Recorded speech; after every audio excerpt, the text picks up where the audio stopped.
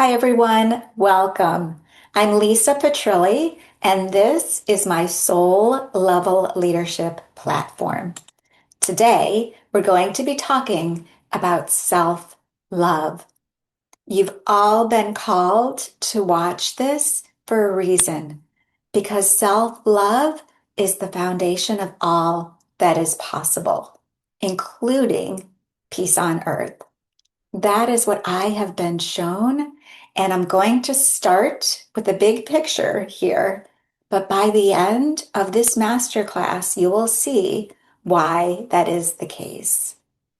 What I know for sure is that everything in your life has been divinely orchestrated to lead you to this moment, to receive this message.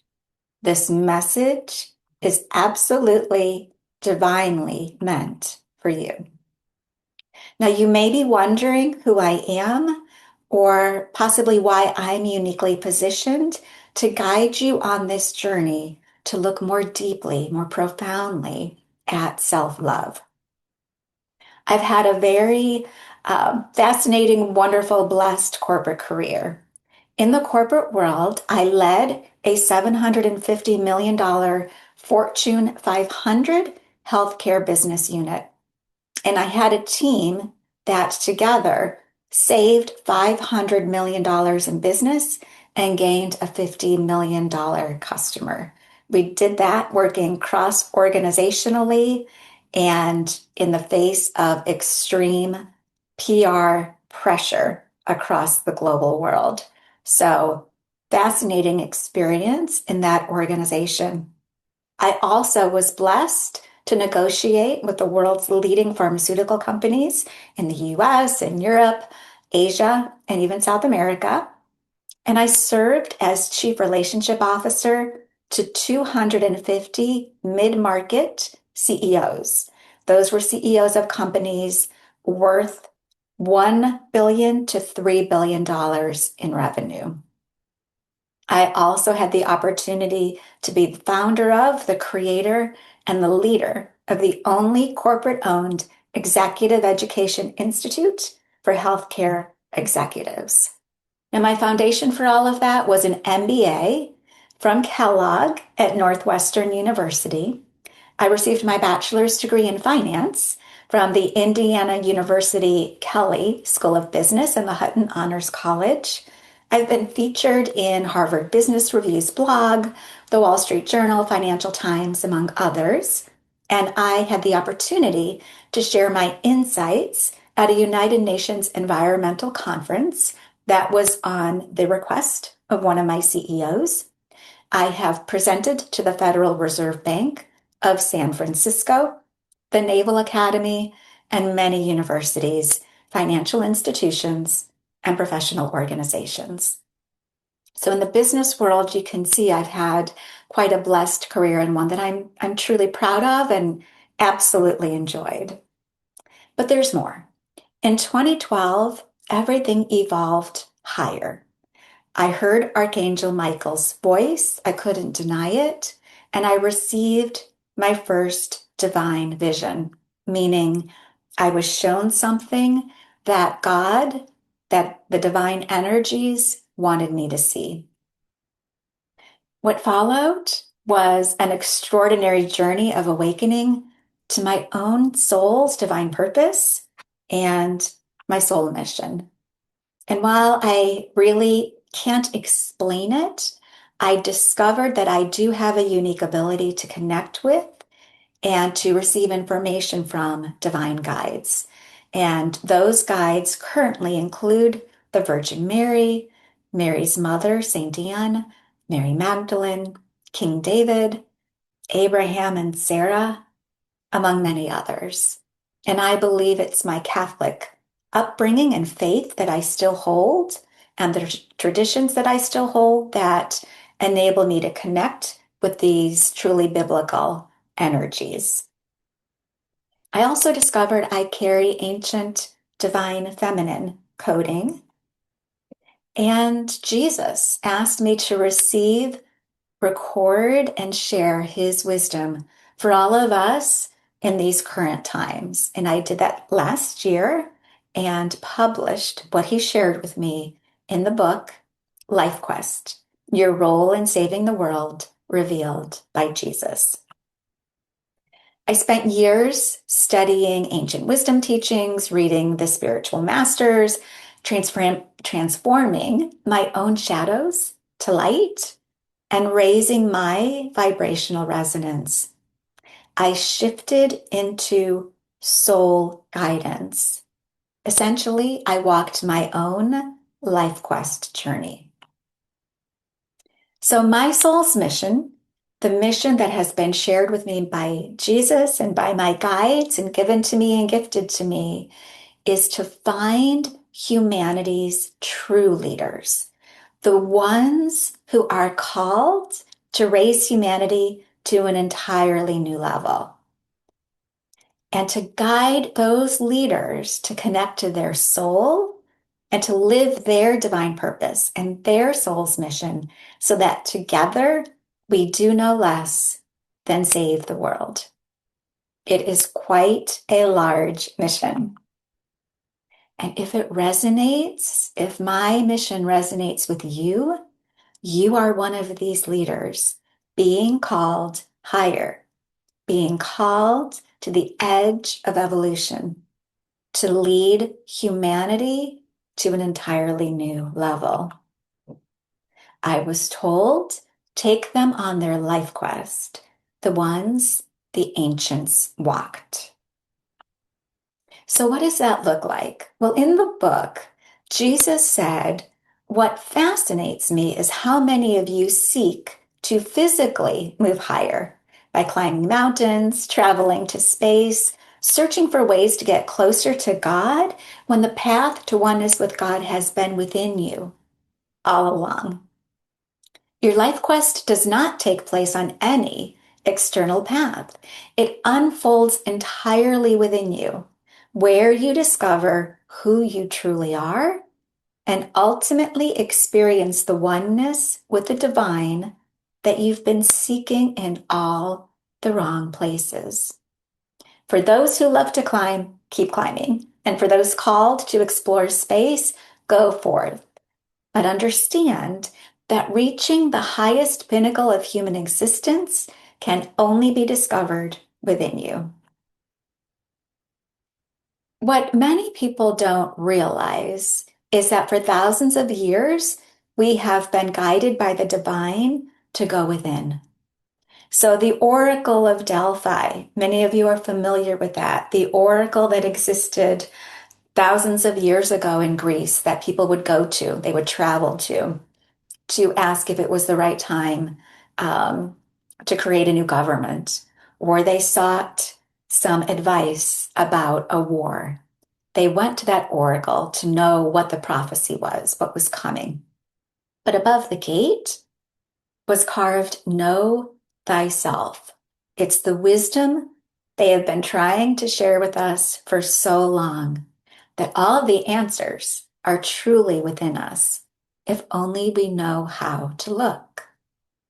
So most leaders, including the successful ones, most at the very top of their game, still don't really know, who am I?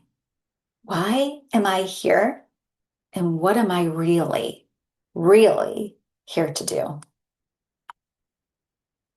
We each have a divinely designed sacred life path, a path laid out for us with the tests that we're meant to encounter and the lessons we're meant to learn, but with limitless potential and limitless possibilities laid out for us as well. And generalization, of course, but generally speaking, we spend a good portion of our life, if not all of our lives, in the lower half of the mountain. If we look at our life as a mountain, and I know Jesus said you're not climbing higher, but I'm using that analogy because we're so familiar with it. We look to mountains to represent and be the symbol of our path moving higher in our life. So if we think about it, we spend most of our time really trying to figure out who we are. And that is where we walk the lower half of the mountain. On the lower half of the mountain, we learn who we are. We learn to master our lower self, and it is our personality blueprint that guides the way. When we are able to step up to the higher half of the mountain, that's where we really connect with why we're here.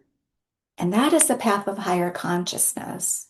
That is where our soul's blueprint is leading the way, not our personality, the one that we create from our ego to live our lives with, but our true soul guides the way on the higher half of the mountain when we're in and on that path of higher consciousness. And of course, in this analogy, this representation, the apex of the mountain, the top of the mountain, is representing where we live our divine purpose and we live our soul mission, and we know what we're here to do, and we're living it day in and day out. So here's the thing. 97% of humanity is on the lower half of the mountain. 97% of the world is on the lower half trying to master their physical body, their emotional body, and their mental body. The lower path is driven by external validation, material achievement, ego-centered power, and control through force. Think about the hierarchies of the organizations that run our planet. Essentially, that's control. It's others controlling our opportunities and our potential. And the lower half of the mountain, where 97% of humanity is also where most leaders remain. And they remain accomplished, but unfulfilled. Powerful in the sense of the lower half of the mountain, the way the lower half of the mountain seems powerful, but unsatisfied. Successful according to the lower half of the mountain standards, but still searching. Outwardly abundant, inwardly empty. Some are starting to realize they are meant for more. They're meant to move higher. They're meant to go deeper. And those leaders include you, because that's why you're here. Now, there are people out there supporting that lower half of the mountain, right? If we think about the lower half of the mountain as really being led by our personalities, by our egos, all leadership development work and almost all spiritual development work focuses here on mastering our physical body, where we have our fitness and wellness gurus, mastering our emotional body, where we have our EQ gurus, and mastering the mental body, which is where we have our mind mastery gurus and leaders who are saying they're at the level of conscious leadership and they're advocating conscious leadership, but they're still focused on personality level advancement. The ego is still driving the way, and they're really focusing on what exists on that lower half of the mountain, which is the fear, the loneliness, sense of unbelonging, shame, guilt, the distrust, unforgiveness. All unsupportive energies live in the lower half of the mountain. And so that's what all of these gurus are trying to help people with. And all of that leadership development work is focused on. When you think about things like the DISC assessment or the Myers-Briggs assessment, that is all leadership work, the 360. Everything's focused on your personality and how you're showing up in the world of leadership in your personality. Now, when I say that these gurus are focused here, I am not saying anything about them in particular as individuals. That is not my place to say. I'm simply saying virtually all of the work being done to support us as humans on the planet is focused at personality level on the lower half of the mountain. But there's another path. a path of true conscious power. And on that path, that is where we as humans have the ability, the potential, and the possibility to move from ego to heart, from force, like I said, the hierarchies that essentially force us to behave in certain ways, lead our teams in certain ways according to all of the rules and all the guidelines, and shift from that into flow, a flow among our teams, a flow among the organizations. No hierarchy, but based on heart and limitless potential and divine alignment.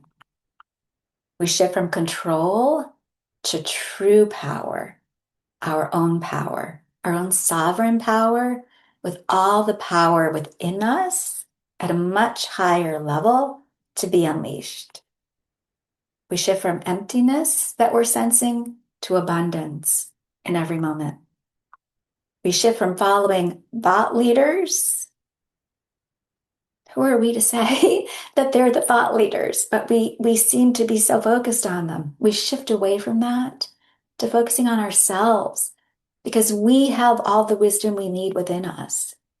And all we're asked to do is align that wisdom with the divine, and it will send us soaring.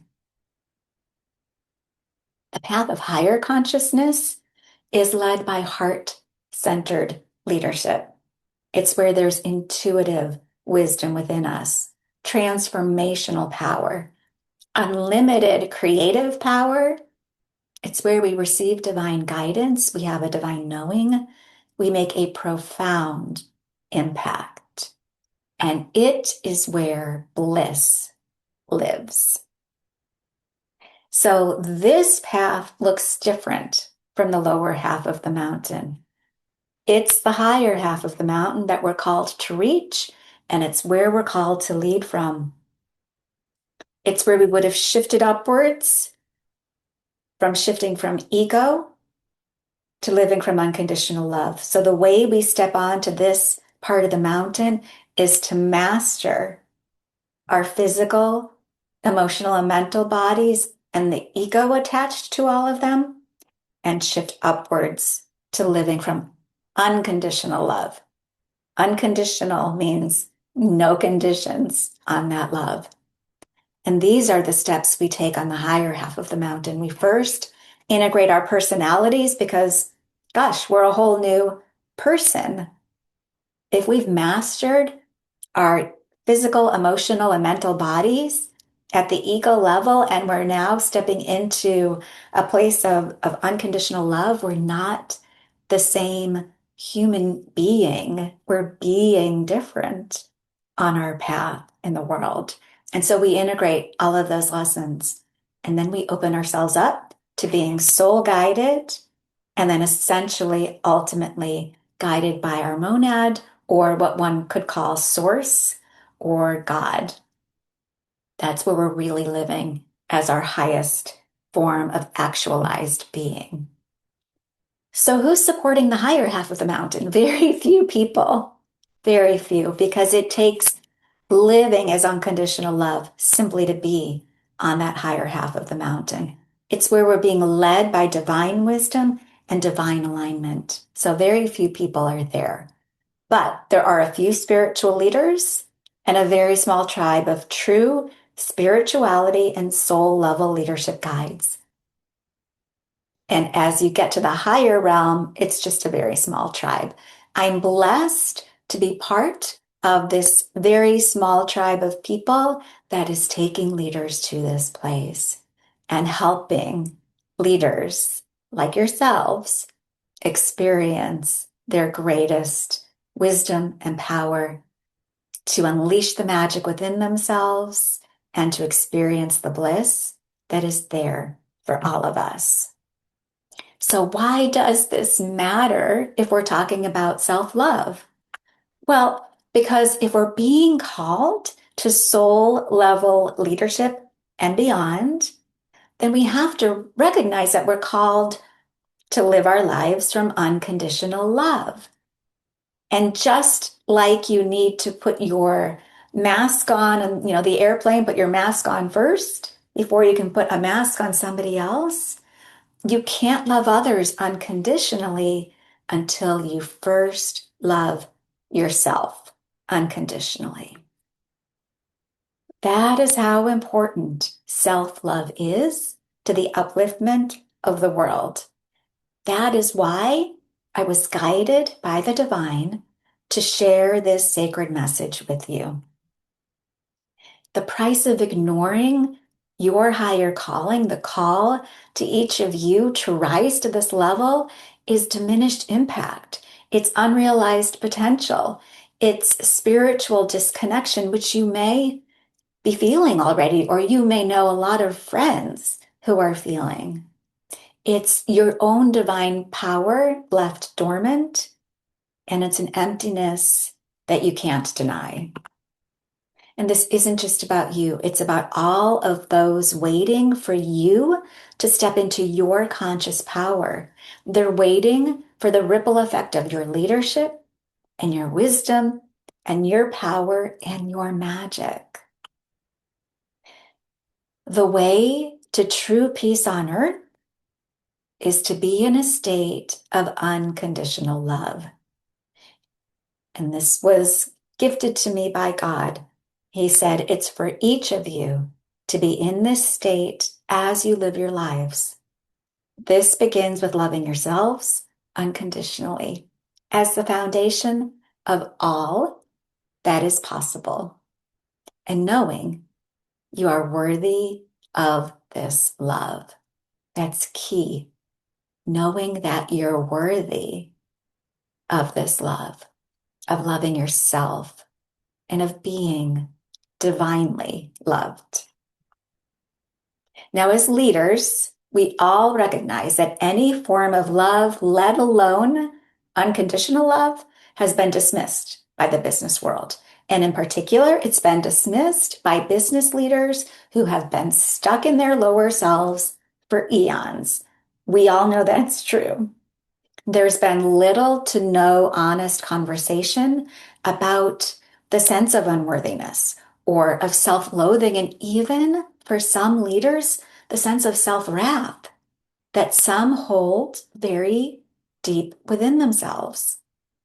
Because having those conversations would require us to be profoundly vulnerable. And being vulnerable, let's be honest, has not been rewarded in the business world that we all live in.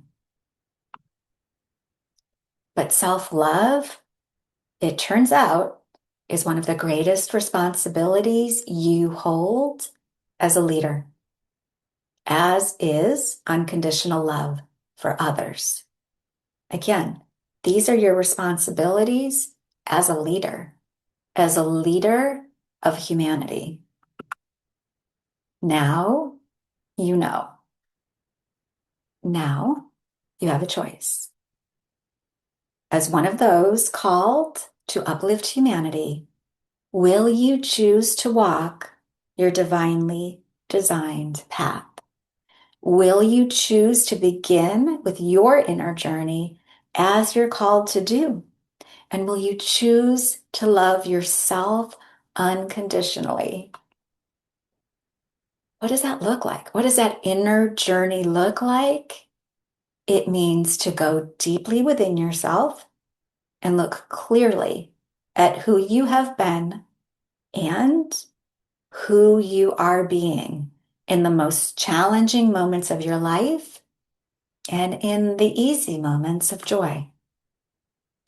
It is choosing to release all that has held you back and choosing to release the story of how you got to the place that holds you back, because your own story in your head has so much control over you. It's releasing everything preventing you from loving yourself and loving others unconditionally, and replacing all of that. Once you've released it all, replacing it. You have to be very intentional about what you replace it with, replacing it with a knowing that you are divinely loved, a knowing so deep in your soul And you do this through a profound, permanent connection to your soul.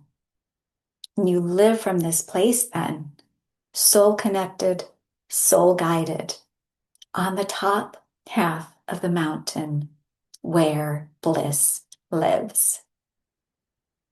That is what the inner journey looks like. That is the promise of the inner journey. This is your invitation to begin your journey, the one to begin loving yourself profoundly. And sometimes it helps to have someone light the way for you. And I know that's what I'm being called to do for so many. So, a question you might be asking is, how do I know if my level of self-love isn't where it could be or perhaps should be, although we don't really like that word should in the spiritual world? Well, I asked God. I said, if somebody asks me that, what would you say? And the response was, do you love yourself wholly and unconditionally? You know the answer to that. It's a yes or a no. And if it's a no, you're called to step up even higher as a leader. Now, how can you get some help igniting self-love in your life? Well, let's first look at the barriers that may be getting in the way, the limiting beliefs that may be getting in your way, and let's talk about the breakthroughs. The barriers. You could be stuck in the energy or the thought pattern of self-care versus self-love. So if in response to somebody saying self-love is so important, if you say, well, I make time for meditation and to go for walks and bubble baths, that is self-care. That's not self-love. Keep doing those things by all means. Keep taking good care of yourself. But self-love means unconditionally loving who you are, all of who you are, and expressing all of who you are unabashedly because you love the truth of yourself. These are two very different things. Second barrier, comparing yourself to others or your path to others. How much time do we spend looking at other people's paths, especially in social media? We, look at other people's paths and we look at other people and we then look at ourselves with self-judgment and with unsupportive thoughts, and that leads us to spiral. That's a barrier to self-love. Allowing society's standards to determine your value. That is absolutely where social media and pop culture and advertising come into play. If you think you're supposed to look like the person on the screen, then it's going to lead to a lot of judgment. That's not what the divine ever meant for any of us. The divine created us all in the image. In his image, in the image of the divine, depending on the way you see God, we are all divinely loved and divinely beautiful. If you view setbacks as failures that determine your self-worth, think about Thomas Edison. He had 1,000 failures, if not more, before he invented the light bulb. And every single failure he documented because it was a reminder of where he left off and could keep growing from. Each one told him, that's not the way, that's not the answer, that's not the path, keep going. He just kept going. Those setbacks were not failures. They were just helping him along his path. How do we see our own setbacks? If we go straight to failure and self-judgment, it's a barrier to self-love. It's possible that you didn't have strong examples of healthy relationships to look to. And what that leads to is that many people allow themselves to be mistreated in relationships, especially where there's underlying unworthiness. So if you have a sense of unworthiness deep within, it may lead to you allowing others to mistreat you. And another barrier, of course, is if you've been blatantly outright told by someone that you're unlovable or unworthy of love. Not only is that heartbreaking and so sad that so many have experienced, but it is absolutely a reflection of that person and where they were at in their life and their own lack of self-love. They were wrong, full stop. But it is possible that has been a barrier for you in your life. As far as the beliefs that are limiting, that are possibly in the way, a limiting belief would be self-love is selfish. And that's just not true. As I just showed you through all of the bigger picture look at, the importance of self-love to the upliftment of humanity. Self-love is not selfish. Now, conceit and narcissism, whole other story.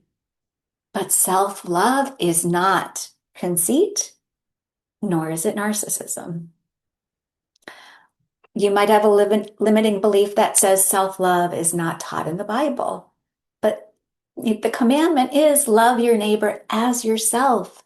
There's an expectation there. It's a given that you will love yourself, not in a narcissistic way, not in a conceited way, but that there's a foundation of self-love. And another limiting belief is that self-love is a luxury for the idle.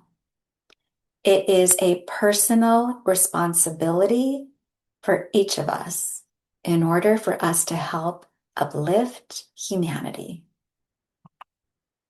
Some indications that your self-love may be low if your romantic relationships are unfulfilling, if you have family relationships that are strained, if your friendships don't tend to last, if you're feeling disconnected or as though you have a sense of unbelonging, a sense of discontent or general malaise, and if you have a sense of being rudderless or directionless, those are indications that your level of self-love may be low.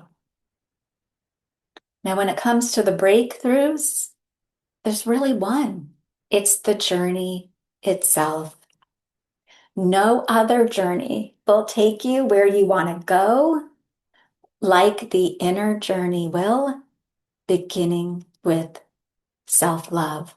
Self-love is the beginning of that journey. It's the first step in the journey, is to release everything that's in the way and build that foundation.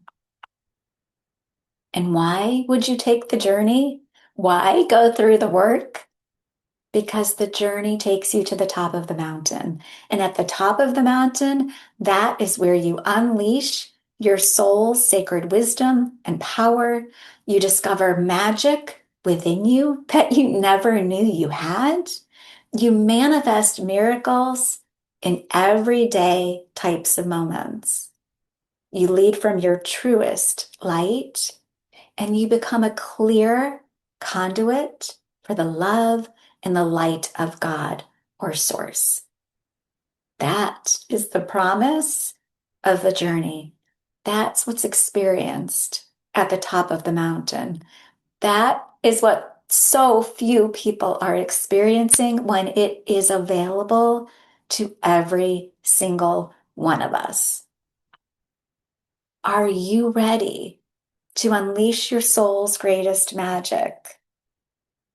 Please don't let any more of your life slip away. The journey begins with self-love. I've been called to be someone to hold the light for others who wish to go on this journey. Doesn't mean you have to work with me.